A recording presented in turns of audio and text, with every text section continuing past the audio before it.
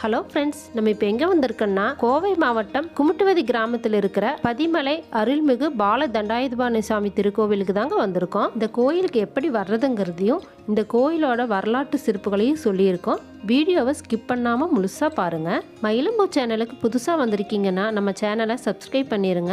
அது எங்களுக்கு ரொம்ப உதவியாக இருக்கும். ஏற்கனவே சப்ஸ்கிரைப் பண்ணவங்களுக்கு எங்கள் மனமார்ந்த நன்றி. வாங்க வீடியோக்குள்ளே போகலாம்.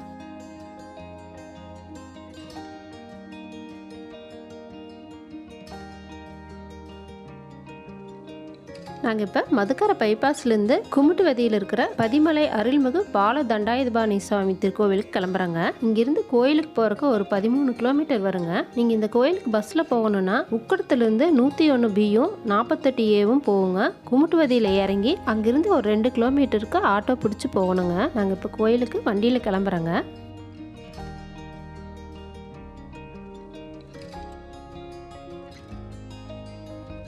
பாலக்காடு பைபாஸில் காக்கா சாவடி வரைக்கும் போகணுங்க. அங்கிருந்து சர்வீஸ் ரோட்டுக்கு கட் பண்ணணுங்க.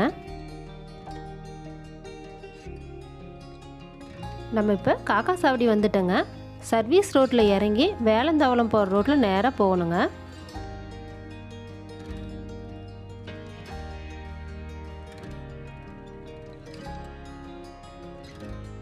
நம்ம இப்போ வேலந்தாவளம் ரோட்டுக்கு வந்துட்டோங்க. இடது பக்கமாக திரும்பி நேராக போகணுங்க.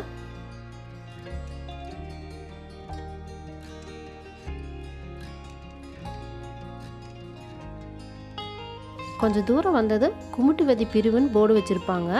அங்கே இடது பக்கமாக திரும்பி நேராக போகணுங்க.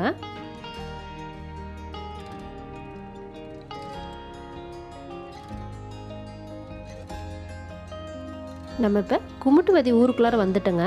கோயிலுக்கு போகிறதுக்கு வலது பக்கமாக திரும்பி நேராக போகணுங்க. பஸ்ஸில் வந்தீங்கன்னா இங்கே இறங்கி தாங்க கோயிலுக்கு ஆட்டோ பிடிச்சி போகணும். அங்கிருந்து 1 கிலோமீட்டர் வந்ததும் CMS காலேஜ் போர்டு வச்சுருப்பாங்க. அங்கிருந்து இடது பக்கமாக திரும்பி நேராக போகணுங்க. இந்த CMS காலேஜ் தாண்டி தாங்க கோயிலுக்கு போகணும்.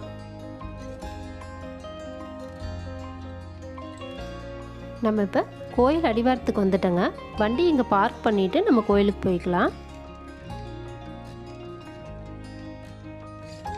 கோவை மாவட்டம் குமுட்டுவதிங்கிற சிறிய கிராமத்தில் தாங்க இந்த பதிமலை அருள்மிகு பால தண்டாயுதபாணி சுவாமி திருக்கோவில் அமைஞ்சிருக்குங்க.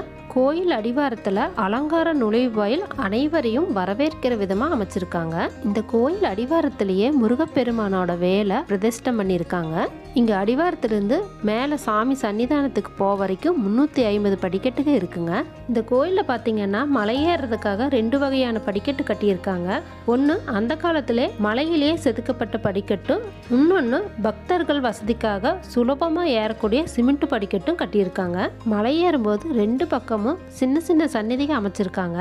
சித்தர்கள் தவம் செஞ்ச இடமும் இங்கே இருக்குங்க. மலை மேலே சுற்றி பார்க்கறதுக்கு வியூ பாயிண்ட்டும் அமைச்சிருக்காங்க. இந்த கோயிலோட வயது 4000 ஆண்டுகள் இருக்குன்னு சொல்கிறாங்க. இந்த பாலமுருகன் கோவிலுக்கு கீழே 100 மீட்டர் வந்தால் ஆதி மனிதர்கள் வாழ்ந்த பழங்கால குகைகள் இருக்குங்க. இந்த குகையில் ஆதிகால மனிதர்கள் வாழ்ந்ததுக்கான பல ஆதாரங்கள் இருக்குங்க. அவங்களால வரையப்பட்ட ஓவியங்களையும் இந்த குகையில் நீங்கள் பார்க்கலாங்க. இவை அனைத்தும் கற்காலம் தொடங்கி இரும்பு காலகட்டத்துக்கு இடையே வரையப்பட்ட ஓவியங்கள்னு ஆய்வாளர்கள் சொல்கிறாங்க. இந்த மலை மேலே வற்றாத கிணறு ஒன்று இருக்குங்க. இந்த கிணத்துலேருந்து எடுத்துகிட்டு போகிற நீரை தான் சாமிக்கு அபிஷேகம் பண்ணுறாங்க. இந்த சன்னிதானத்தை கருங்கல்லால் தாங்க கட்டியிருக்காங்க.